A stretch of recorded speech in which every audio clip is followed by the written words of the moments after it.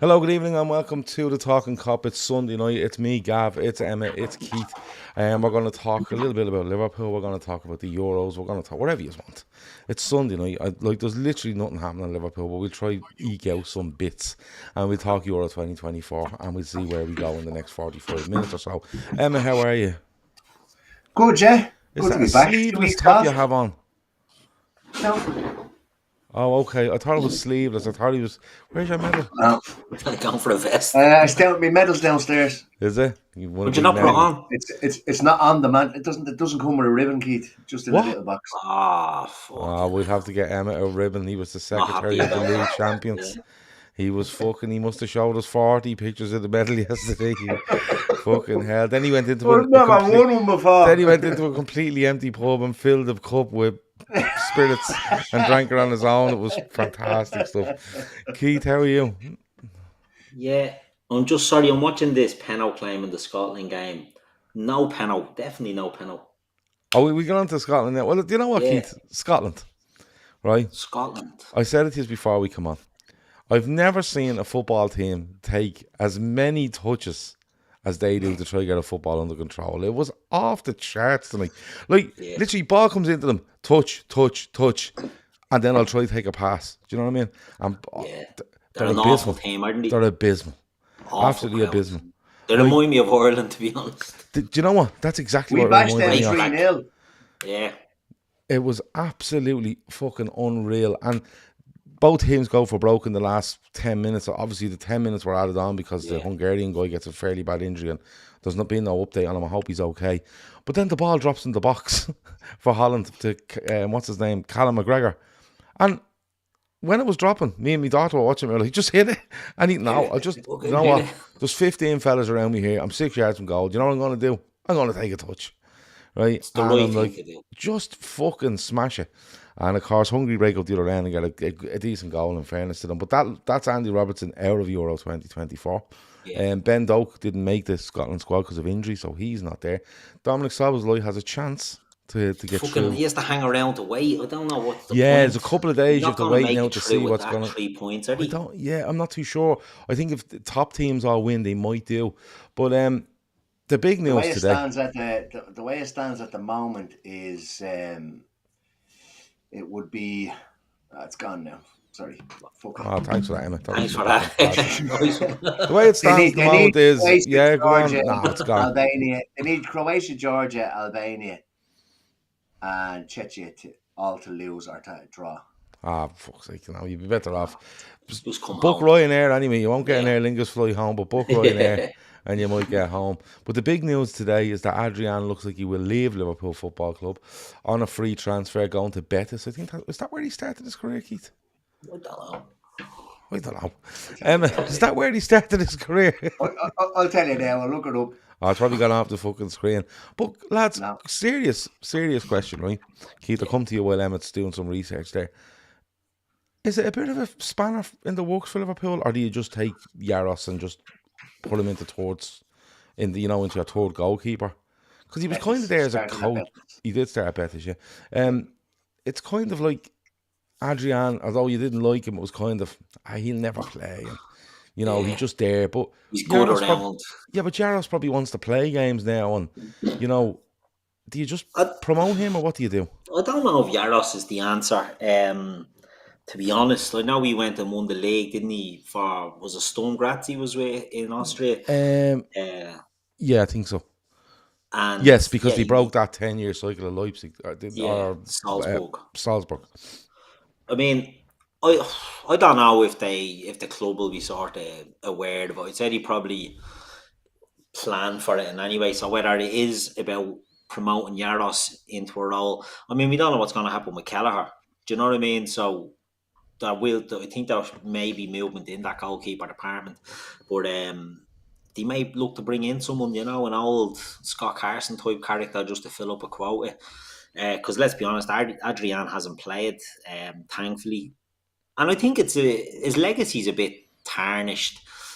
He played a big role for us the year we won the league, and I don't think right, he fucked us over in the Champions League against Atletico Madrid. But look, that happens to keepers. That happens in games. I'd like to remember the fact that he came in when Alisson was out, got us through a sticky patch, done very well. Didn't play great in most of the games, but, got us there. And, won the Super League and the penalty. Like, he has his memories and he has his moments as a Liverpool player. So he'll get lashed out, but people will not be sad to see him go. But He just gets lashed out. He gets lashed out because of the Atletico Madrid thing. Yeah, It was exactly. the last game before COVID, wasn't it? And it was just like we just had to linger on that for months. It was bad. Let's be honest, it was bad. But look, I don't know. I wish him well. You know what I mean? I hope he does well. And at least he's not in the mix to play for us. But who knows what comes in the door? Yeah. Ashley says is Yaro's happy being tour keeper now that he's represented his country. That's what came into my head. Oisin was saying, would you go for an old English goalie to fill the homegrown quota with an extra one? With extra non-homegrown spot with Adrian gone, and Super Dizzle does say 3 places have opened up for the non-UK players with Adrian, Matip and Thiago going out. Red Hiker's not messing about. He just said 60 grand off the books as well a week. Adrian stole a living for 3 years. I don't think he did steal a living. I think he just came in as a backup keeper and ended up having to play probably 12, 15 games for Liverpool.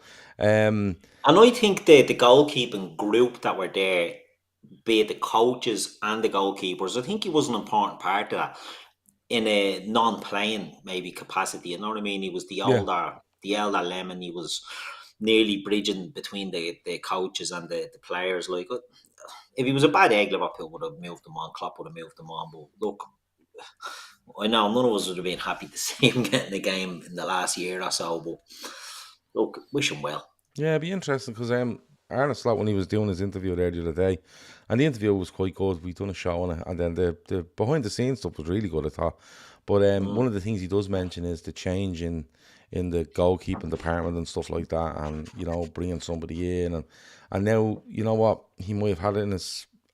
If there's any doubt there, and they would have been well ahead of the news to what we hear today, he might have eyed somebody up. I'm not too sure if we're really stuck on the homegrown stuff, that were we, Emmet? Like, I don't think so. Yeah, there's about 4 or 5 that have become homegrown this year. Yeah, as far as I know. So, you just hold on to one of them. Yeah, maybe, and then you have the Kelleher stuff as well. So it's a bit like that. But that's the thing, though. If Kelleher goes as well, you might be in a little bit of a someone because you need to be making sure that your number 2 is able. Yeah. What's the guy? What's the lad? The young lad that was is it Harvey something? Harvey Davis. Harvey Davis. Now I think he ended up going out on loan. I'm not too sure he was getting his game an awful lot. But he was highly rated as well. So look, Liverpool have got something to do there in the goalkeeping department now. Definitely because Adrian looks like he's leaving, and possibly if Kelleher goes as well. But just touching back on Euro 2024, Emma, I presume you've watched an awful lot of it. I think it's been a fucking great tournament. Yeah, but what's the good bit of it? The worst games have been the Scotland and England games, I think. Out of the ones that I've watched. Yeah, I mean, goals wise, some absolute belters. It's nearly every day the goal of the tournament changes, really, isn't it? Well, apart today. Yeah, no, I'm enjoying it. And I don't normally watch it I don't kind of watch it bits and pieces of it when Ireland aren't in it, which means I very, very rarely watch it, unfortunately. But yeah, no, I'm enjoying it. I had my old Scotland jersey on there. I whipped it off. Didn't want to look like a loser coming on here. Just took on it. Just so brought a new one instead. Instead, you just come on with one that looks like it's sleeveless, and then said, "I never got a ribbon with me medal." Not at all. It's been really good, I have to say. And there's probably 3 or 4 teams that would go and win it, and England don't look to be one of them so far. They were, I think, the pre-tournament favourites, weren't they? I think Germany have looked really good. Spain have looked quality as well. Yeah. Spain and Germany have been the standouts. Yeah. France haven't looked good. I think France just look like they're pouring along here, and they'll come good. Yeah. You'd expect they will come good. Same could be said for England as well. But Italy normally do that as well in tournaments. Yeah. Italy normally kind of just barely get through, scrape it by the skin of their teeth, and then all of a sudden come alive in the knockouts. So, no, I'm enjoying it. Yeah, it's good. Ashley says TNT Twitter is going to be in some hot water after they tweeted fatal collision during that Hungary Scotland game. There's zero evidence of this at all. It's been reported that the guy is conscious and he's being transported to hospital. Hope that news is true. TNT Twitter is fucking appalling. It's awful. There's definitely like a 14-year-old fucking running that account. It's a bit like is it the ESPN one in the America as well? Is an abomination of an account as well. But just sticking on England, because I want to get your views on this, because I've asked quite a few people, and I was talking to a couple of actually United fans today. I was talking to ask them about what do you make of England. But Keith, they're going on about England. I don't think they've been good. I think they look very disjointed. I think Gareth Southgate set them out to be very, very solid and hope one of the front four does something to win a game from, rather than actually going after a game. What's your take on this in midfield? Because like he has Trent in there beside Rice, and Trent's being scapegoated. Like Harry Kane gives the ball away the other day, and it's fucking Trent's fault and stuff like that. But Trent gets the holy finger after 53 minutes, so he can't be blamed for the fuck. Yeah, and the same in the first game. I think he comes off after an hour or so. But like, we can sit here and look at Trent in midfield, and we can say we agree with it, we don't agree with it. It's proving this, it's proving that, but it's much deeper than Trent, isn't it? Yeah. Look, every tournament England have a scapegoat. This one's slightly different in they have the scapegoat from probably the first team announcement. They haven't waited on someone to miss a penalty or, somebody to get sent off. Trent is the scapegoat. Now, in saying that, Trent has not been good enough. People can throw stats and say he's done this, he's done that. He just doesn't look comfortable in a midfield position for me. We were talking in WhatsApp. I think the only position, his best position in any team, would be the right side of a four-man midfield, and nobody plays that anymore because he'd have a cover behind him and he would still have the game in front of him. He can't play centre mid at this moment in time. That's not to say he won't learn to do it, but do you want him learning on air time? I don't know about that. Do you know what I mean? He looks too slow. He can't really play with his back to goal. He's too slow turning with the ball. But England are dreadful, and it's not down to Trent Alexander-Arnold. You can go through their team. I would say possibly Mark Gahey has been the only player that's performed for them to a decent level, and he hasn't been really great. Good. Do you know what I mean? Good. Yeah. He's been okay. He's made mistakes, but in games as well. Do you know what I mean? So it's not like he's been a standout best defender in the tournament. He's just been probably the best of their players. Trent hasn't played well. Yeah, Phil Foden hasn't fucking scratched himself. Harry Kane hasn't done a tap. Jude Bellingham has done fuck all right. He gets a goal in one of the games and then does nothing after that. Like, these are big, big players, but it's Trent that's going to get the slating for it. But Bukayo Saka, I think he's been brutal for the second half of the season. Hasn't scored many goals other than penalties. You have to score penalties, you know what I mean? It's a skill in itself. But I don't think he should be nailed on for a starter in the team either at the moment. But these are big names that can't, be dislodged, but they won't get the name. Declan Rice has been awful in there. People are saying, Declan Rice has been not given a fair crack because he doesn't have a midfield partner with him. Well, maybe Trent's not getting a fair crack because he doesn't have a good midfield partner with him. Do you know what I mean? You can blame all of them. Gareth Southgate has set himself up. We were in Liverpool actually when he went through that squad. Remember he announced that 73-man squad, and we were looking at it and we're like, Jesus, who's gone? And the players we all thought would be dropped were the likes of Adam Wharton and a few other lads, and they bring them and don't play them. I don't know what he's doing. Do you know what I mean? I don't know what Southgate's plan is. If you're not going to play Trent at right back, which you're not, you don't play him at all because you're not getting that now of him. It's not helping him. The team aren't being helped by it. And, playing where he plays, I just don't play him because it's just terrible for him. I don't think England have the minerals to go on and win the tournament just based on what they've done so far. Like, they look leggy. Harry Kane looks injured. Doesn't look fit. Phil Foden looks lost or uninterested. I just can't see them really doing much. But look, who knows? Once you get out of the groups, that's the important thing. You get into the knockout stage and anything can happen. Yeah. But I think Kev O'Sullivan said it's on Southgate for picking the squad, and I couldn't agree more. Yeah, Kev has said it for a long time. He feels there's no balance down the left-hand side of England because he picked Shaw and Shaw's not fit. But I always thought he picked Shaw if he thought Shaw was fit. But I think he should have went with another left back in there as well. But look, he plays Trippier there. But did you see his interview Did you see his interview after the game when he's talking about Calvin Phillips and all? And I'm like, this shit can't be real. Mad stuff. But he's talking about balance and, we don't have Calvin Phillips, we don't have Hendo. He fucking dropped Hendo. Could have brought him. Yeah. As an experienced midfielder. Yeah. He chose to bring Wharton. And who else is it? Who's your midfielder? Wharton and Mainu. Yeah. They're not going to see any fucking minutes. Yeah. And it's basically pick your 11, pick your 5 subs, and then the rest of the lads can come along, but we're not really interested. Emma, where are you on this? Because, like, the argument about Trent going into midfield, like I tweeted the other night saying, like, Gareth Southgate is putting this fucking debate to bed in a massive way. But I didn't mean it in a way of, like, I've openly said I want Trent to play at right back. There's issues for me when he goes to play in midfield, and maybe over time you can get along with them, but we don't really have time to be training the fella to play in Liverpool's midfield. It's so important to what we do. But, like, when you look around him, I don't think he's being done any favours around them either, has he? No, like the world and its mother knows that the reason why he looked good when he was doing it for Liverpool is because he was playing right back and he was going in there as the extra man. Now he is literally just one of 2 lads in there, and I agree with everything that Keith says. He doesn't scan enough for me. He receives the ball and then turns and runs straight into people. He's had people ghost by him. Like, we're allowed to be critical of him in a position. Like, I had a back and forth with someone online there the other day. Like,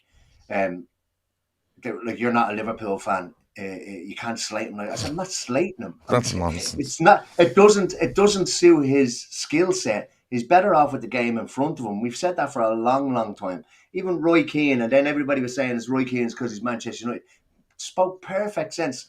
I actually thought he wouldn't do too bad against the likes of Serbia, and that it was when he came up against a France. I think we said it 2 weeks ago. Come up against a France or a Germany, he'd be found out. But he seems to have been found out, and that's not on Trent. That's on Southgate for putting him in there.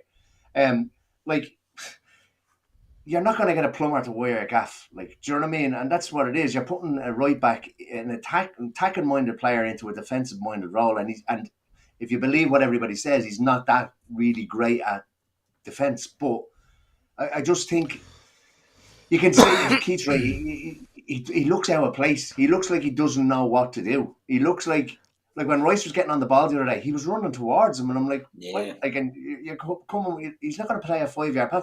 Like, move and give him an angle for a pass, or it's just he just doesn't know how to. And you'll see it all the time. Players playing out of position. They just don't know how to pick up positions on the pitch. Positional sense, I think, is not great in there either. I think somebody said there in the chat that Trippier might be injured for Tuesday, so I'd put Kyle Walker to left back and I'd put Trent in at right back. And if you want to allow him to do that floating in bit, you'll get a little bit more out of him. Or even great point about the scanning. Match out. Put up. Yeah, but I know it is. You have to, and he just gets cock cold all the time. Yeah, to be honest with you, like when I'm looking at this, like John says there, Trent would look better in our midfield, but I'm good with him at right back. The thing I laugh at is these pundits have said he's shite at right back. He should play in midfield. Now they're saying he's a shite midfielder. And the thing is, like, it's a great point when you look at how he was in midfield for Liverpool. He wasn't in midfield. He was right back that just inverted in there, right? But we didn't play it the way, say, City play. Like, when they put John Stones in there, they literally said to John Stones, listen, you go in there and we'll have 3 centre-backs behind you and you fall in where needed. Trent wasn't. Trent was told to play right back and go in there and play when he felt like it. And we weren't playing 3 centre-backs. Like, Konate was being asked to play nearly 2 positions.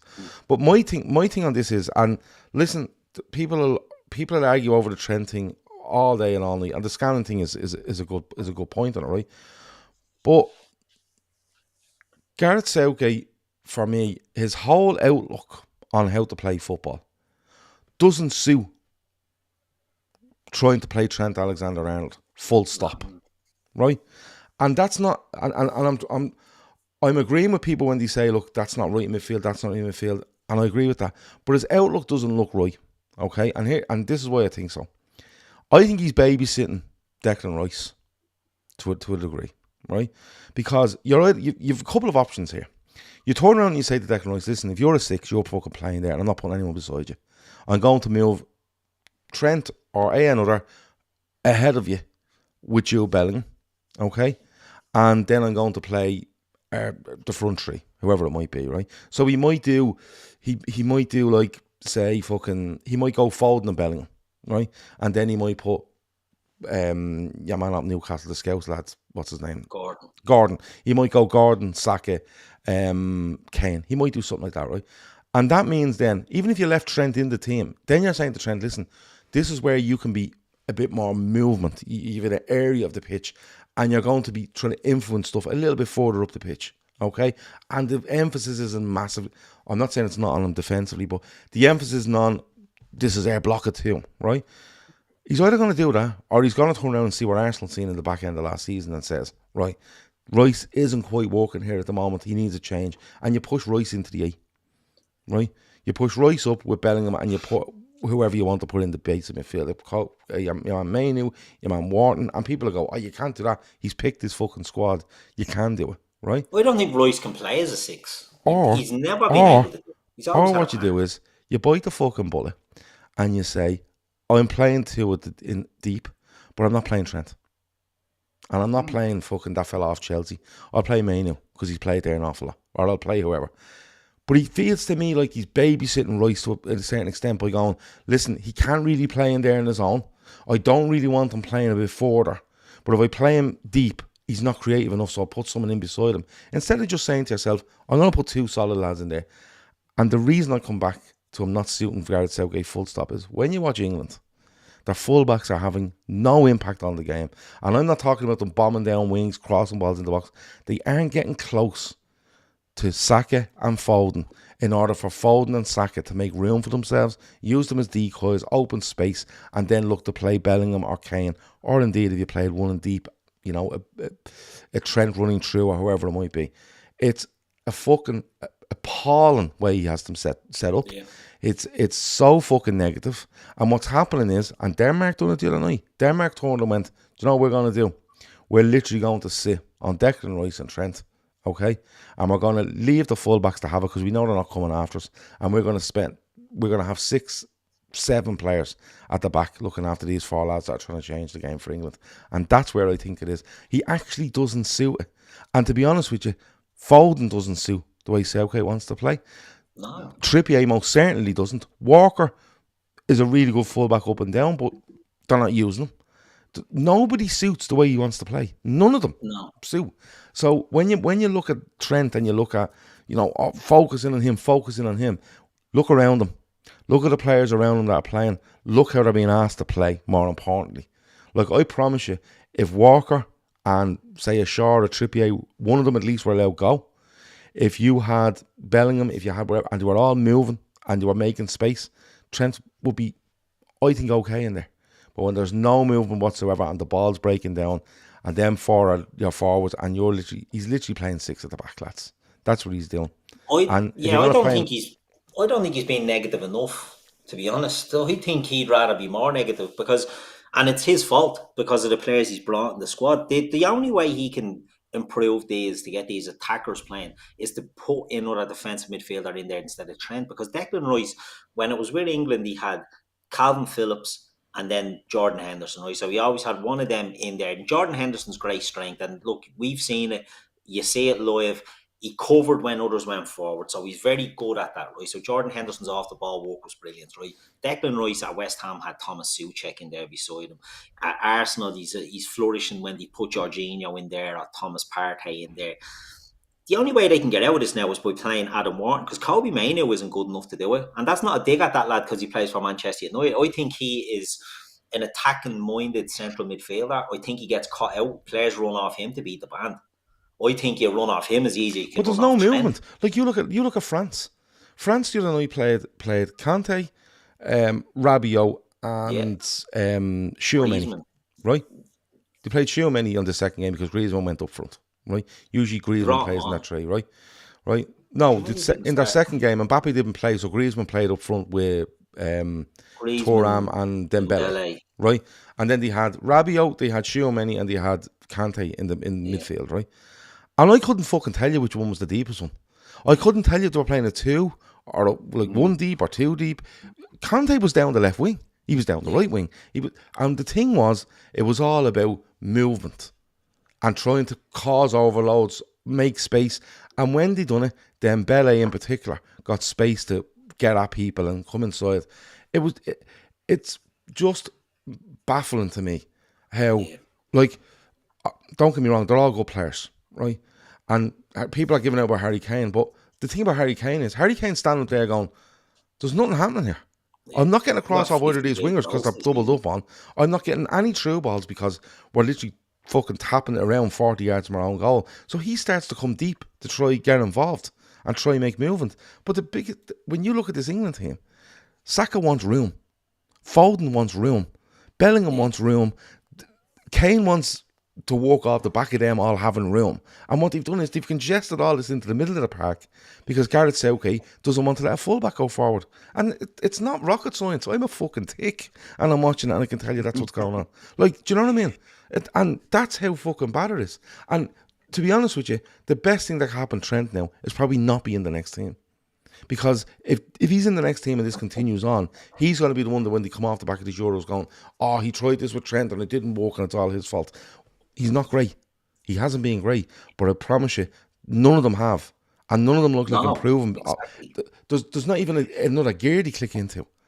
They just keep playing the same fucking thing and make sure our forward are at the back and make sure our 2 lads are in midfield and hopefully one of these lads up front will score. It's fucking mad. Yeah, but he's playing him out of position, and Trent's strength when he's on the ball is long balls, like movement. Through balls. But they're all dropping to come and get the ball, so it's like... Yeah. Like you said, it becomes congested. I wouldn't, like, I know it's a big shout, but like Harry Kane looks stuffed, and he does. He wants to drop and get the ball. That's not what you want if you have Trent playing. You want to have a Watkins or something running off. But Trent's not doing anything because what Trent is in there for. If you put anyone in there with his skill set, right, is to say, right, you're going in. Declan Rice's going to break up stuff, get it off the fullback wherever. But when you get it, what Trent is looking for is movement, right. All the time, and there's nothing happening. So, and not only that, the positions they're giving him the ball in, he's getting the ball 25, 30 yards inside his own half for the majority. There's only so many balls you can fucking play. You know what I mean? And then teams just go, when Trent gets it, we just get someone on him, or we make sure there's no room in behind. But if you have a team that's moving, and Trent gets on it and looks up, and say a Saka moves inside, but your fullback is gone, right? Or Saka pulls really wide, right? And if Saka pulls really wide and your fullback goes really wide, it attracts people. And then you play towards Kane and you have Bellingham's or whoever running off that. But there's nothing like that. There's nothing there. It's all static stuff, side to side, and hoping one of the wingers can do something for you, or Bellingham, or get a ball in towards Kane. That's it. So you can people can cry about Kane or Trent or whoever. The overall thing in this is that manager literally has no imagination as to how they're players, and you don't need an awful lot of imagination. You really don't. He threw Trent under the bus when Trent was flying for Liverpool, when he was at his real peak, you know what I mean? Yeah. And now that, I'm not saying Trent is dipping, but I do think there is a sort of more questions about Trent now than there was maybe 2 or 3 years ago, or when we were winning the league and Champions League, you know, when he was really looking like the real deal. Now there's a few more questions, and now he's pinning all his fucking hopes on him in centre mid. The fella doesn't have a clue. I think it's going to affect him getting the United job, unfortunately, as well. But who knows? Fingers crossed on that one. But he's awful. He is awful, that manager, and we've said it for a long time. And as I touched on earlier, we were looking at it in Liverpool, lads, and we're looking at a squad, and we're like, this is blatant dreadful. Like, he's had players like Harry Maguire, like Marcus Rashford, like Jordan Henderson, that have been stalwarts for them, right? And when you go into tournament football, would suit this football way more than the lads he's brought. You go into tournament football, you bring the lads that have done this for you. You don't experiment and bring Ivan Toney. What the fuck is he going for? Why is he in the squad? I think he was gambling on winning the 2 first games, and what he was going to do was give these boys a run out in the third game. And now that's gone tits up. But that's the thing. Like when we looked at when you were talking about us sitting in Liverpool, it was the day we were going home, I think, after the season ends, and we were watching that squad. And we were thinking, he'll go. And the funny thing is, when the squad came out, I went, oh, that's quite surprising. Maguire, Grealish, Like, Grealish is perfect. Just keep giving him the ball and he'd float around on the left wing and he'd pass it back inside. Do you know what I mean? He's an outball. He's Yeah. an outlet as well. Do you know what I mean? But when he seen the squad being named, I thought, he must be going for something different, a little bit more youth, a little bit more exuberance, a bit more open, you know. And at the end of the day, I think his centre halves are fine. I think his fullbacks have done the actual job he's been asked them to do.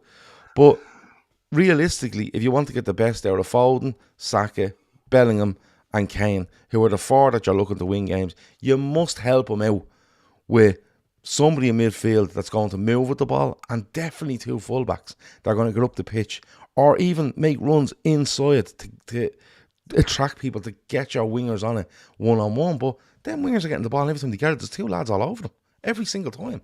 I just think it's fucking appalling. And I'll tell you what's going to happen as well, right? Cole Palmer will not see a bleeding shred of football until the knockouts. Yeah. They'll be in a game and they'll be going to penalties and he'll be put on with 5 minutes left of extra time. And the poor fucker will be cold, will be stone cold, and he has to take a penalty and will miss. And he will be on the scapegoat gang with Trent. You know, and it's like, what's going on? This kid got 20 odd goals. Give him a fucking chance. I just can't understand this thing. Yeah, Tom Boland says I think Foden playing on the left has been affected with Trippier being more of a right-footed player playing left back. But if Trippier he's constantly, when he's receiving the ball, he's constantly nearly turning back towards goal. It's true. So it's kind of cutting out the whole. But if Trippier, you see, the thing with Foden is, and watch him when he's at City, right? He plays off the right hand side for City, right? When he plays there, watch what happens. A midfielder goes beyond them, right? A fullback goes beyond them. He has a ball to Rodri if he needs it. Okay, he can come inside the pitch because Stone's inverted is standing in the middle of the pitch going, here, I'll have it off if you need it. He's able to play 1-2. He's able to do loads because people are moving around him. But what's happening here is, even if Trippier is not the best left back, he's not even the best right back around. I think he's brutal. I'm shocked he's even there. Right, but the thing is, even if you said to Trippier, listen, you're never going to get the ball, but just to let you know, when he gets that, I want you to make a run outside him. Right? And that means then that the fullback or their winger has to go with you. Yeah. And then Foden can look to pop it off Kane and get in behind. But the two lads on the right hand side for the opposition are just going, it's grand. Just let him have the fucking thing, because I'll tackle him while he's past it and you just chase him when he fucking goes running. Like, it's so fucking easy for people to walk out. But people talk about Bellingham going into a 2 as well. I don't think Bellingham can play there. Bellingham gets a free roll at Real Madrid, and I'm not saying he's not good enough to play there, but his season has been based on nearly playing as a false 9. Do you know what I mean? So he occupies them spaces. I don't think he's the answer either. They're dropping him back. He's made an awful mess of this. But lads, you could change Saka tomorrow, right? For fucking pick a player, Cole Palmer, right? You can change Foden for Gordon. You could change Kane for Watkins, and you could change Trent for whoever. It's not going to make a difference. It's still going to be the same shy, where you're literally saying them 4 lads have to win the tournament for us, and us 6 at the back just have to make sure we don't concede. And that's what he's doing. But to get the best out of the 4 lads, you need the other, at least 2 of the 6, to be helping them in some way. It's like you saying to a winger, listen, I'll tell you what, don't run back. Don't run back. You 6 of you stay up there. The 4 of us will defend this, and the 6 of you attack. That doesn't work. So 6 at the back and 4 looking to win a game for you. It doesn't work. Opposition will just go, we just go 7 at the back, and we just keep winning it, and then we'll break on you. And it can be effective because the 4 lads are thinking we have to stay up here. So, you know what I mean? There's only 6 of them. There's 6 of them at the back. But you can when you're right, send 4 and 5 forward on the break against them. It makes no sense whatsoever what he's doing. It doesn't suit any of the players he has on the pitch.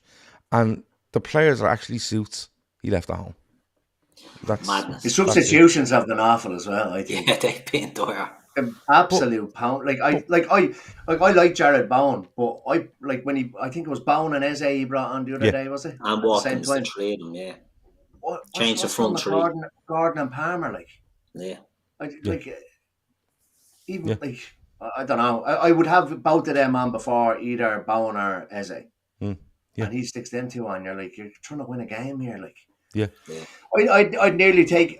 I know that I think Because the I idea think it goes was back that to all your of these point. guys will get a game against I think it goes back Slovenia, to but I your think they point. should anyway. I think he was bringing those two lads on, thinking we can nick this, and that's their minutes, and then I can bring the other boys on in the dead rubber, and now it's not a dead rubber. Yeah. You know what I mean? And it could get tricky for them. I expect them to win, but Jesus Christ, they'll still qualify. I think no matter what. it's absolutely fucking mad what they're up to, and I'm with people saying this player's not playing well, and we're mostly talking about Trent because he's a Liverpool player, but when you look at what's around him, the players around him are absolutely really, really good players, but what they're asked to be doing is fucking madness. Absolute utter madness. But anyway, nice chat about Southgate, wasn't it? Yeah, he's a fucking arsehole. Arne Slot. Let's have a little chat because I don't think I got reactions off either of those since he not since he came into the job, since he done that interview and stuff like that. And I said earlier the interview was quite good, behind the scenes stuff was really good as well. But Keith, I thought his interview was quite good. I thought it was quite level headed. I think he was quite respectful in certain areas, and he was kind of, not sitting on the fence, but keeping his powder dry on other things, because I think it was more being respectful for what's gone on before him. Then you see the behind the scenes stuff. I really like the interactions with the kit man, and he was obviously told beforehand, if you don't fucking say hello to everyone in that canteen, these women will have you out of a job in 6 months. But he seemed very relaxed. He seemed very at ease. Anything he was asked to do, no problem whatsoever. It was good. It was just good to see, wasn't it? It was good to see someone in place. And I don't know if we'll ever get over Klopp not being there, but it was nice to see someone in place where you kind of go, right, okay, now there's kind of there's actions to the words now.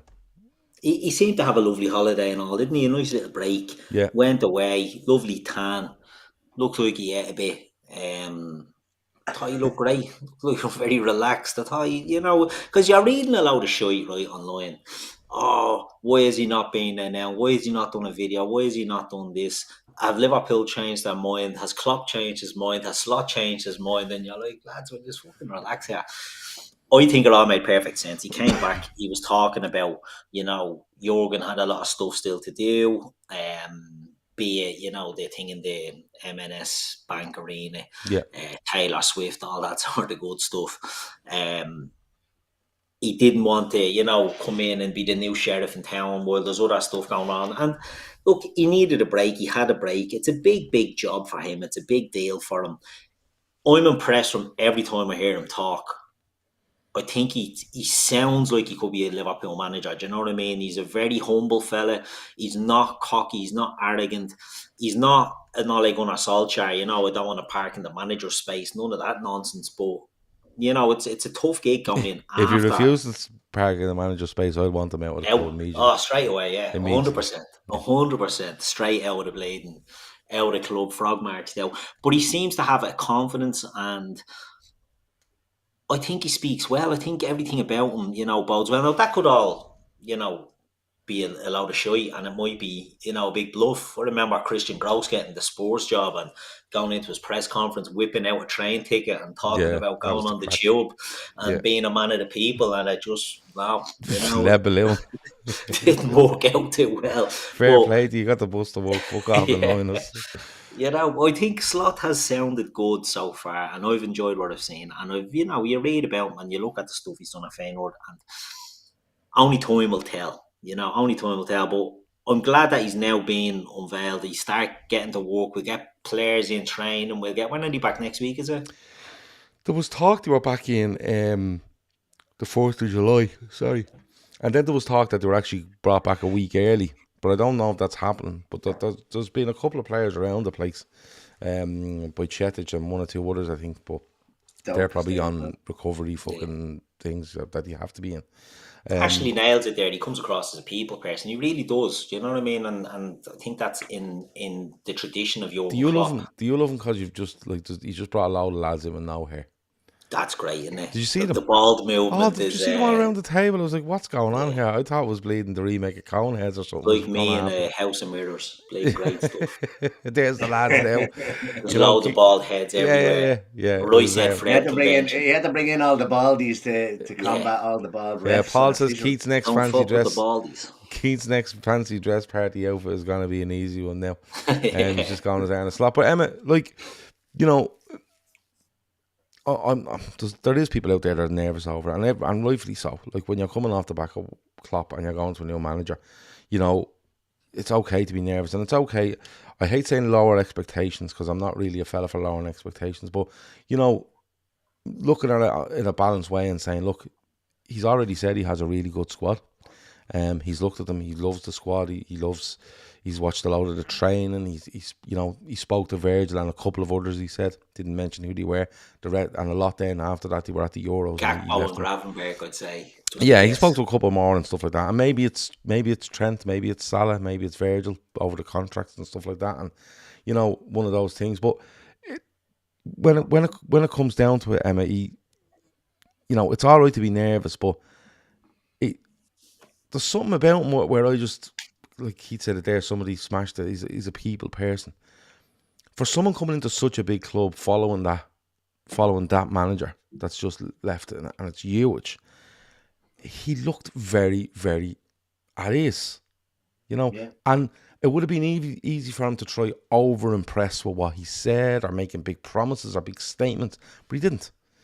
And that wasn't him, you know, trying to tell people we're not going to be as good as we could, because he follows it up with, they got 82 points, was really, really good, but I think there might be a little bit more in this squad to get more out of it. So he's throwing it out there that he's aiming for more than 82 points, but at the same time he didn't throw himself under the bus, because I'm convinced the media are waiting to absolutely hammer on this fella. Yeah, no, I thought it was. It was just like he wasn't trying to be anything but himself, and I think you're right in saying that he could have easily come in and, like, we all remember Jose Mourinho, like the way he came in calling himself the special one and whatever. But I just think it was a good sit down and a good chat. I've not seen any of the behind the scenes stuff, so I need to go and watch that. But yeah, he just seems, like he said, probably from his holiday, he is only probably fresh. You could tell he was still very red in the face. He was probably only after playing the day before. So still fairly relaxed. I wasn't expecting him to say we're going to go and win the league or anything, or even like what Klopp said, oh, if I'm here in 4 years we'll have won one title and stuff like that. I wasn't expecting anything like that. People, you've seen people online kind of like, oh, like, why didn't he say that he wants to win this, or we need to improve this, or we need to, like, those are the types of people that when we go 1-0 down, or if we go 1-0 down, which is fairly customary, way to Ipswich on the first game of the season, they'll want them sacked straight away. So we need to be giving them time and patience. Like, Klopp came in, didn't hit the ground running, didn't win. I think his first game was a 1-1 draw with Spurs or something like that. Was it a 0-0 or 1-0? Yeah. So, like, do you know what I mean? It's not going to happen immediately. He doesn't play. He said it himself. He doesn't play too dissimilar to Klopp, but it's not exactly the same. So it shouldn't be too hard for the players to adapt to it. But I really enjoyed the interview, and I'm excited now about it. He has this thing where he seems really nice, and Klopp kind of had it as well. But I don't think he'd like to be on his bad side. Like, yeah, there's something he said in the behind the scenes thing where he's in the players kind of suite, which is the area the players have after training and stuff. And he said, will you see an awful lot of you in here? And he said, no. He said, I think this should be where the players come and relax and talk about me if they have to. You know, and he kind of laughs. And then he says, the only time you kind of see me is when I open the door and point to one of them and say, I need to speak to you.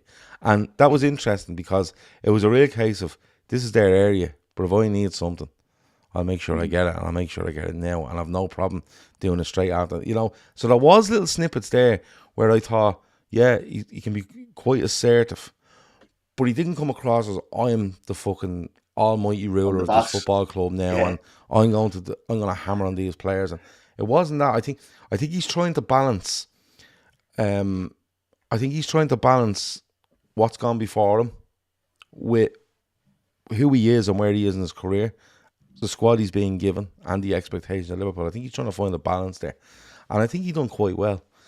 Because I was dreading him coming out and saying, I think we can win this, I think we can win that. And people will say, because he didn't say that, he's a fucking, he's no good. But listen, it's the worst thing in the world you can say.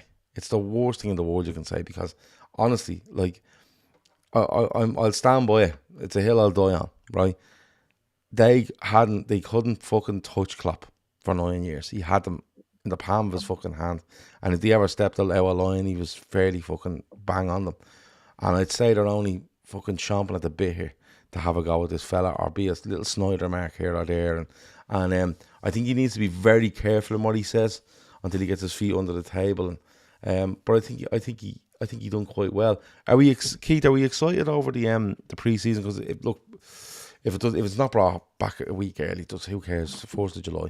But I think it's the 27th of July. I think might be something like that. Betis, I think, is actually Betis, before.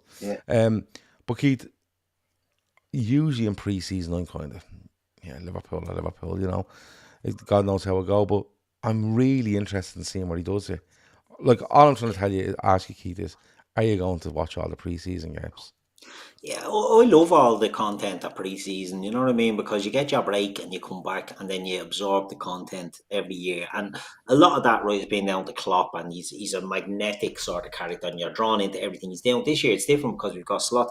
It's just a shame with the international tournaments that are going on that it's going to be a broken pre-season. Do you know what I mean? When players are coming in, it would have been nice to have, had all the players there and see what he's going to do. But look, I'm excited because, there's none of us in there. There might be one or two that maybe are the VC sort of connoisseurs or whatever, but I think we're all coming into this excited to see what way it's going to happen, what way he's going to play, what type of players he wants, what type of players he wants to keep. Forgetting about, and this drives people mad because everyone wants signings, you know what I mean? But he could be looking at this squad and thinking, well, I don't need a number 6 because Stefan Bajcetic and Wataru Endo could play that, and we'll find that out in time. Or I don't want another midfielder because Tyler Morton could be the answer, and people go mad when they hear that, but time will tell what he wants and how he sees it, because the big thing with him at Feyenoord was he worked with young players. He got players, and you look at that kid at Newcastle, Yakubu Mente or whatever, he wasn't getting a sniff. And he goes out there and he comes back a bleeding, not a world beater, but certainly a name that has everyone talking. Do you know, he doesn't need the big superstar names, and that goes against what a lot of fans want to see and want to see coming in the door. So I'm curious to see what way Liverpool shape this, how the sporting director and things like that, what they bring into the club to help him. It's exciting. It's interesting. What will he do with the players he already has? What will he do with, Trent's game and things like that? Time will tell, and we'll see. But we'll get glimpses in these pre-season friendlies of how he wants to play and what he's thinking. And can't wait to see it. Yeah. John says you can't lower expectations, because when you do that, what your star players in their 30s think. Trent won't want to stay at a club where he's just fighting for top 4.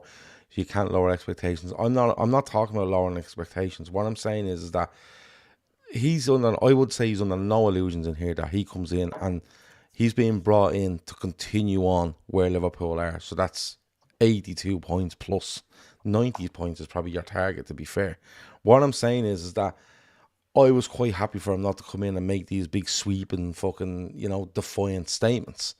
Because one, it puts you under serious pressure. And he's under serious pressure anyway as manager of Liverpool. But two, if it goes wrong in any way, if Liverpool can see the corner, there'll be people all over you. And you just don't need it.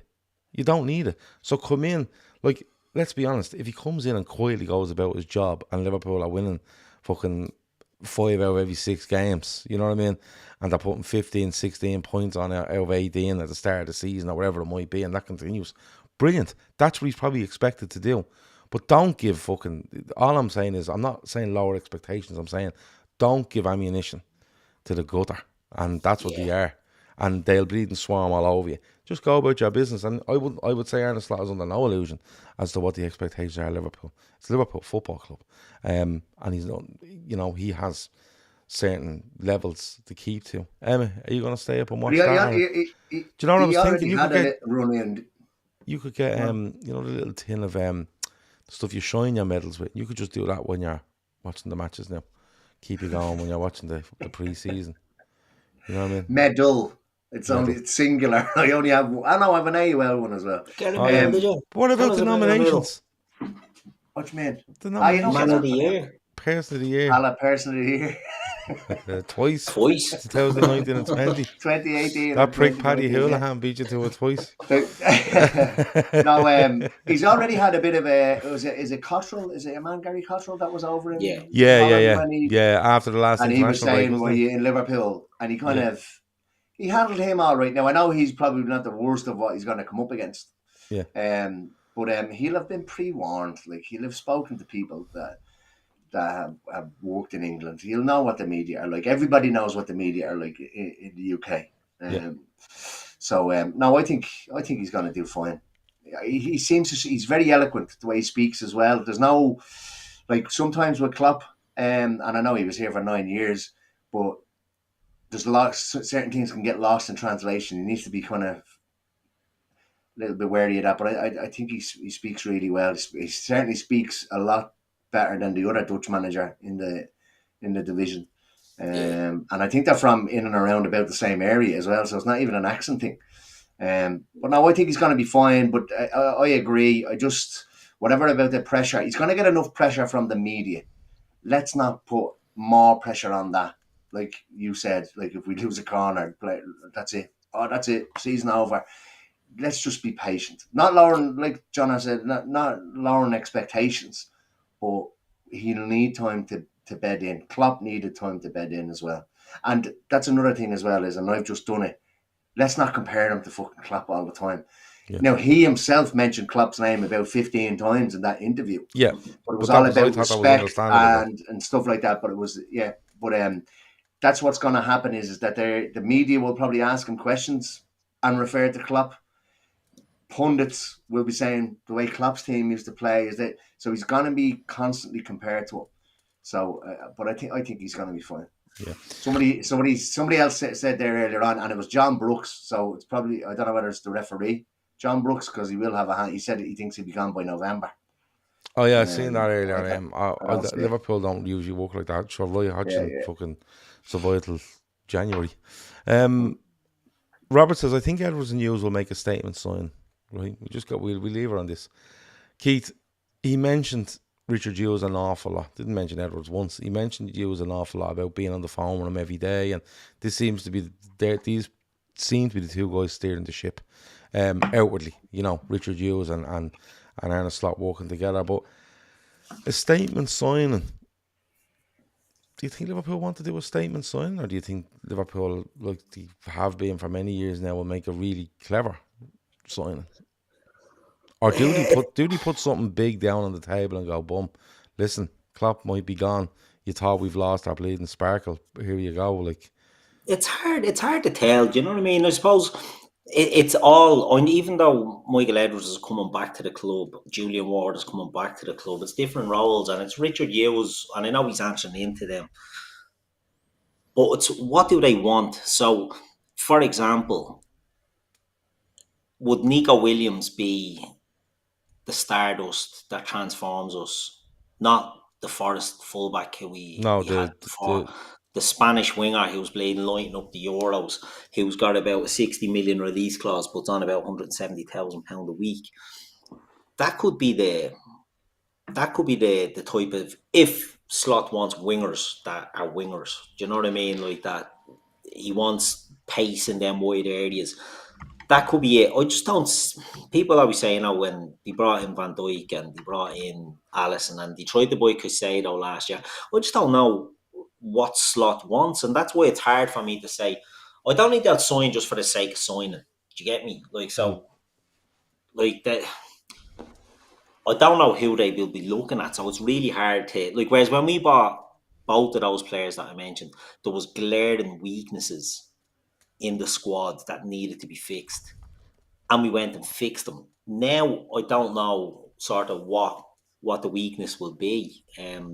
It's It's hard to say. I don't know. Is the honest answer. I don't know. I think it will be more astute signings. Maybe one really top draw one comes in. But when we done our transfer thing a while ago, I was sort of going, I got lashed over for saving money and not going for the big names. But I think that's how Liverpool are going to do it. I don't think they're going to go for the FSG lick Arsia. On the payroll, apparently. John doesn't care about statement signs. I just want good signs in positions we need correct. The Echo are saying the club don't see a centre back as a priority. I hope to God that's all smoke and mirrors. The biggest issue here you have, John, is that you're reading the Echo.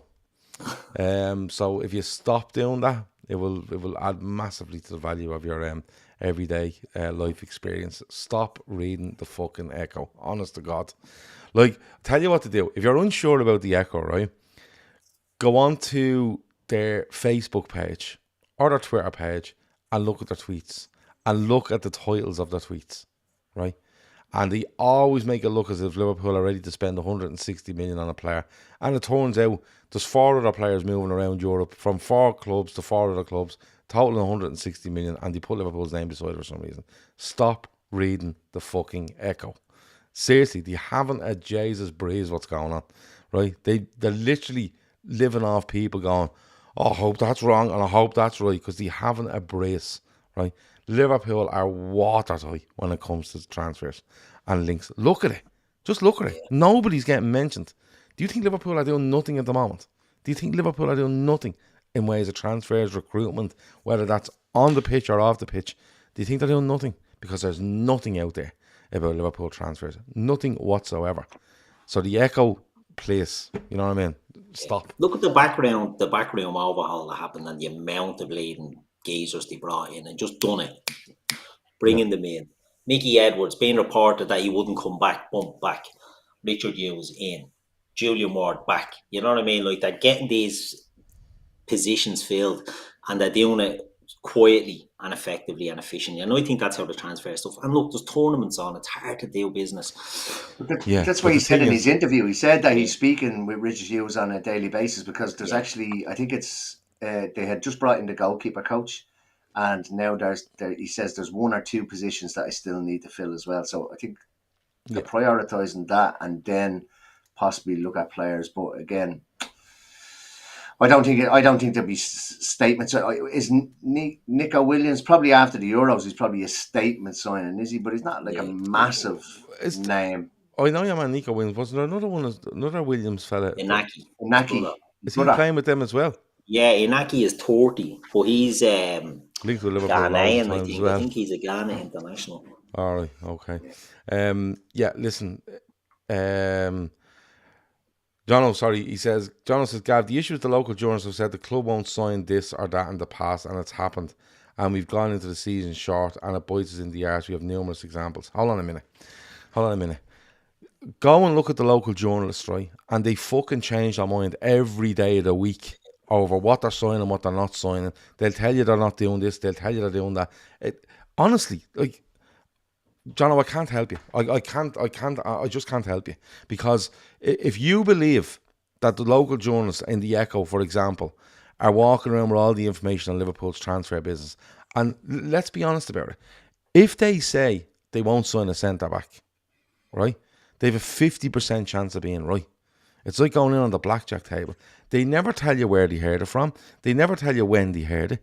They never give you any information. Just, we've been told this. Will you fucking stop it? Like, look, I can't do it anymore. Like, I just can't. I'm not doing it all through the summer where people are going, oh no, they said this and then it actually happened. Come here, it's going to rain tomorrow. Come back to me on Tuesday and let me know if I was right or wrong. 25 degrees in Dublin. Yeah, well, it's going to rain. I've heard it's going to rain. 24. That's what we're down to. Like, genuinely, that's what we're down to. Do you know what I mean? Yeah, it's crazy. And then the gas thing is, right, you're saying, like, and then they say they aren't going to do this, and then it happens, and there's loads of examples. What about all the examples where they were signing players and they hadn't a fucking clue what was going on? So the stuff that actually happens, they know nothing about. But the stuff that doesn't happen, they do know about. I don't know. I really don't know. Anyway, before we finish, the Copa America. I want to have a little word on this because Keith loves the Copa. Hates the Euros. He's a Copa ultra. I'm a big Copa man. fucking late. Where are we, Keith? Are Argentina winning this? They are, but USA and Bolivia is on, and USA have just gone 1-0 up after 5 minutes. Who scored for them? Alexi Dallas. Pulisic. Does your man get a game for them? Claudio Reyna. Claudio Reyna? No. Giovanni Reyna. Yeah, Claudio Reyna. He's starting tonight. Yeah. Claudio Reyna played in USA '94. Yeah. The young fella. Does he play? Yeah, he started. Yeah, he's in the laziest footballer I've ever fucking seen in my life. I don't know how he's getting away with it. But Argentina are winning it, yeah. I think Argentina will win it, yeah. Uruguay's spicy. I think Suarez is back in the squad for them. Are they playing tonight as well? They are. They're on at 2:00 or something. That's for fuck's sake. I stayed up actually. I watched the Ecuador and Venezuela game last night. It was a big, great match. Early red card, Venezuela won. In early, 20-odd minutes. 20 minutes. Ener Valencia, former blue. Was he? Is he a blue? Ener Valencia? Probably. I think he was, yeah. He was sent off. Then Ecuador 1-0 up and then 2 Venezuela got it back. It was a good game. Argentina just... It's mad. I was talking to a lad today. We were, big Messi fanboys, the two, and we were just talking, how Argentina... We thought he'd retired after the World Cup, but now he's going for the Copa and gets Di Maria back in. He always tries to get the band back together. And you just look at Argentina and they're just a strong squad. Brazil are flaky and you don't know what will happen with them. So, yeah, I'd fancy Argentina to win it again. A lot of people are looking at Uruguay thinking they can do it. You have a good squad, decent squad. But, yeah, I think can't see beyond Argentina myself. Emma, who will, alongside you, have medals at the end of this summer? Argentina? I've no idea. I'll go with Keith. Yeah, I don't watch it. To be honest with you, I don't know the goings on of South American football. Although I do normally be awake around 2:00 in the morning, so I might try and have a look at Uruguay. Yeah, Uruguay against Panama. Darwin has his hair in the old braids again. Does he? Whatever they're called. People of the Mouth says winners of Group A versus the runners-up of Group B on July the 4th. He's hoping for an Argentina v Mexico meeting because he will be at it. So, nice. We get to go to Copa. Go and do it. It's a mad one this year. Where's it being held? America. In America. There's America or in a Jamaica or in a Panama. It's not really a Copa America, you know what I mean? It's not. I always thought the Copa America was for South American teams. But I'm obviously wrong. No, usually have guests. They usually do have guests, but you've got Canada, Matt's gang, you've got Jamaica, you've got Mexico, you've got Matt's gang. USA, Panama, you've Costa Rica. The 4 groups, so it's a bit of a weird one. All right. Anyway, and is Ronaldinho right about the Brazil team? Are they the worst Brazil team that he's ever seen? Ronaldinho doesn't give up, Alex. They're pretty shit, in fairness. Yeah, Ronaldinho's lads, these are shy. Do you know what I mean? Doesn't give. He's because they don't have any Ronaldinhos. I know. People need to go and watch a few videos of Ronaldinho. He said even if he was given tickets, he wouldn't go and see them or something like that. Probably because he didn't supply him with a helicopter to get to the game with said tickets. He's absolutely mental. No, listen, I've enjoyed that Sunday night. We filled in well there, I think, with bits and pieces. Look, we planned all summer to do transfer shows, but there's literally nothing happening. So we're trying to bring you as many shows as we can. Definitely going to try to do a quiz for you during the week. I'm probably going to have to write the quiz because none of these pricks will do it. So I will do that. Myself and Phil will be on tomorrow night. God knows what's going on there. I don't know what football I'm going to talk about. So if you're a member of the channel, you'll see the member show tomorrow night. It will be me and Phil. It could be anything we're speaking about. So don't be giving out to me about the lack of football on it because there's nothing happening. I was going to say football would be ambitious in that show. And especially when the only football on the moment was international stuff and Phil hates it. Yeah. Do you know what I mean? When is the wife carrying championships on? That's what I'm saying. Yeah, you'll have to live fucking setting for it the hay bales. Have you ever seen that? No, don't stop. Wait, no, stop. No, I'm not looking it up. Tell you what, if you're really into it, go and tell Phil about it. Because people keep doing this, keep going, here, Gav, did you ever hear about the fucking chariot racing? And I'm like, no. Oh, well, just let Phil know about it then, will you? And I'm like, no. You fucking do it.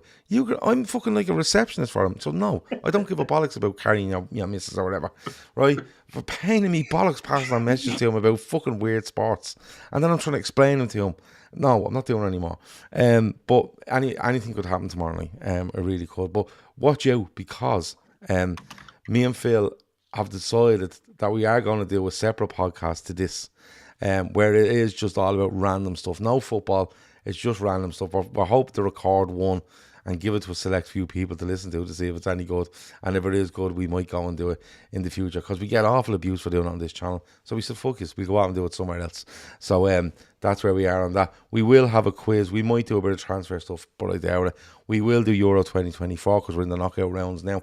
If you want us to do some watch-alongs, let us know, and then I'll ask the lads if they want to do them. These two won't, but others might. I'll do a Copa America final watch along at about 3 in the morning when it's. Oh, I'll do it with you. Yeah. Right, there you go. You've won. Unless it's Panama and Costa Rica. If they get there, I'm not staying up for that. Right. It has to be Argentina. Jeez, there's loads of bleeding. There's loads of loads of little caveats in this one. And it has to be Argentina, and they have to be in their home jersey, and you know, all this sort of stuff. But anyway, the White Carrying Championships are on the 5th to the 6th of July 2024. Just so you know. Hang on. White Carrying Championships. You just carry on, missus? In Finland? Yeah, I think that's where it originated from. And what is there different? I'm shocked you've never seen the videos of this. They literally have the missus thrown over the back, and if they run doing obstacle course, but surely there's some sort of handicap system here, because like there's a fella running around and his missus weighs 8 stone wet through, and the other fella's missus weighs fucking 20 stone wet through. Yeah. Surely there's like different classes or something. What happens if the bloke is like 8 stone? And the other bloke's 20 stone. The 20 stone fella's probably going to carry more. I would imagine he doesn't enter. Yeah, not like military service. But it's like. But what happens if a fella? What happens if a fella turns up, right? 10, 11 stone, right? Size 8 in a shoe, standard fella, right? Turns up thinking, I could carry my missus the length of a football pitch in 12 seconds, right? Whatever, right? Which is probably a bit optimistic. But when he turns up thinking this. Do you know what it's like? It's like when people go on the X Factor and they go, you know what, Jacinta? You're brilliant at singing. You should go on there, right? And Jacinta goes on and she's an abomination, right? She should be letting her the karaoke machine ever again. And all our family are standing to the side going, I can't believe she got 3 no's. And you're like, what? She hasn't got it out in her fucking head, right? So this is the bit similar where they say, you're brilliant at carrying your wife, right? You're lethal at running down the football pitch. And he turns up all proud of himself. And the next of all, this fella comes in, built like a brick shit house. Yeah. His missus is 7 stone, right? And you're like, you're never beating him. And it's like, why did he send him into this? So part-time Viking comes along, I need throws to his woman over the shoulder. I need to see the rules. I need to see the rules now before I contemplate it. I have them here. I don't read them out. Surprise him. Don't read them out. I'll send you the video. No, just send it to Phil. No, I'm sure Phil knows about this. Yeah, be surprised if he doesn't. I'm shocked not more people don't know about it. Right, okay. Send it on to me. I'll see what the story is. But anyway, we'll be on Scouts Happy says, hang on. Wife carrying world championships, right? That's one category. Then there's the wife carrying world championship sprint. Then there's the wife carrying championship plus 40s. And then there's a wife carrying world championship team series. That one sounds like it gets a bit spicy. Oh yeah, that's it. Team series. Keys in the ball job, isn't it? Yeah, take your wife, you take my wife. It's just a big orgy, but we've just pretend we're racing. Like that's what it is, isn't it? But Scouts of Pieces, wife carrying needs handicapping like the horse racing. That's what I'm saying. Where the wives carried upside down is actually don't know. Look at the rules. What do you mean they are? But the weird thing is that they run through water sometimes. So and their head is down near his That's arse. waterboard. So she's probably the legs are over the shoulder. Yeah. Our legs are crossed. Our ankles are crossed in front of his face, and she has her hands around his waist, facing downwards. Holy Jesus! And he's running along with her. That's maggy. Anyway, we don't know why the wires are carried upside down. I don't know. It's weird. But anyway, I don't know how we've got to this. I tried to finish this show 15 minutes ago. But it's growing on us. It's growing on us, the wave carrying championships. Anyway, that is it. Link for our charities is in the description. We got a couple of donations the other day. Plus, we got, and I have to find his name because I'm going to give him a shout out because I was giving out that people weren't donating. And he sent me a donation. So he says, I'm going to mention you. Let me see. Steve Harris is the man's name. And he sent me a donation this morning and said, there you go. I've nothing to do. He said, I've nothing to put on the sponsorship card. Just put it to whoever you want. So I was like, perfect. We'll do that. So we're going to make over €1,000 on the day, which is good. There's 24 golfers. The weather looks like it's going to be great. The golf should be fine. The prizes are in. The field is organised. The T-Box sponsors are all printed out. But if anyone wants to jump in and give us more money, you can. talkinkop1@gmail.com, and we gladly take your money. And and then if the weather's nice, the points are always nice as well. So the link is in the description if you want to donate. If you can't, fine, send it on to your friends, family, colleagues, wherever it might be. It's for fan supporting food banks, and it's for the Lighthouse. And at this time of year when there's no football on, fan supporting food banks really, really, really need your help. And then when the football season comes back and the weather starts to change, the Lighthouse probably needs it then, because that's when the rougher weather comes in, and people that are on the streets are struggling to pay heating bills or whatever it might be may need a bit of help there. So do that if you can. The Laura Lynn Hospice is the one Phil is doing all his escapades for. That's there as well if you want to donate. And that's about it. Me and Phil will be back tomorrow night. We will have shows during the week. I'm going to go after all the crew now, ask them what they want to do, what they're interested in doing, when they're available, and we'll try bringing as many shows as we can during the week. Anything else before we go, Emma? No, all good. Looking forward to that now next week. Yep. A few points. Yeah. Keith, anything else before we go? No, all good. I'm looking forward to the golf, but I don't play golf. I'll just arse about like a bit of a pest and a nuisance. Are you coming up on the day, yeah? Yeah, I think I am, yeah. I think I am. Good stuff. Come out and walk the course with us. Sit at the bar. All right, I'll interview people. It'll be like a Martin Brundle and the pit lane on the F1, just going around interviewing. We can just set you up on our Instagram on your phone, and you can just interview people. Shan. Yeah, good stuff. Right, that has been the Talkin Kop. Thanks to everyone for watching. Thanks to everyone for hitting the like button, subscribing, all that sort of stuff. If you want to become a member, please do. €4 a month, and there's loads and loads of shows for members every week as we go along. That has been it. Talk to you in a bit. Over and out.